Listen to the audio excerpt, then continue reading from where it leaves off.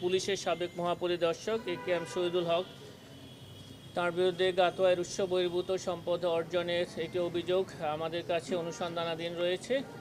অনুসন্ধানকালে গোপন তথ্যের ভিত্তিতে গত দিন আমাদের একটি টিম তার বাড়ি এবং তার একজন নিকট আত্মীয়ের বাড়িতে অভিযান পরিচালনা করেছেন। সেই অভিযানে গুরুত্বপূর্ণ অনেক আলামত সেখান থেকে উদ্ধার করা হয়েছে এবং উদ্ধারকৃত যেই তথ্যাদি তার মধ্যে রয়েছে 2টি বস্তায় 38 প্রকৃতির 48টি আলামত পাওয়া যায়, যার মধ্যে রয়েছে বিপুল মূল্যমানের সম্পদের দলিল, বিভিন্ন গোপনীয় চুক্তিপত্র, deed of agreement, power of attorney, সংঘ স্মারক, এফডিআরের ছায়ালিপি, অফার লেটার এবং ব্যাংক হিসাব বিবরণী।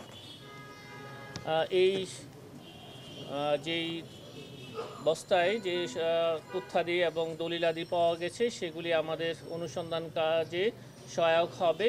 সেই কারণে এই রেকর্ডপত্রগুলো এবং মূল্যবান দলিলপত্রগুলো জব্দ তালিকার মাধ্যমে এগুলি আমাদের কর্মকর্তারা তাদের হেফাজতে নিয়েছেন। এগুলি আমাদের অনুসন্ধানকালে এই গাতোয়ায় বহির্ভূত সম্পদ অর্জনের অভিযোগে প্রমাণে অনেক সহায়ক হবে।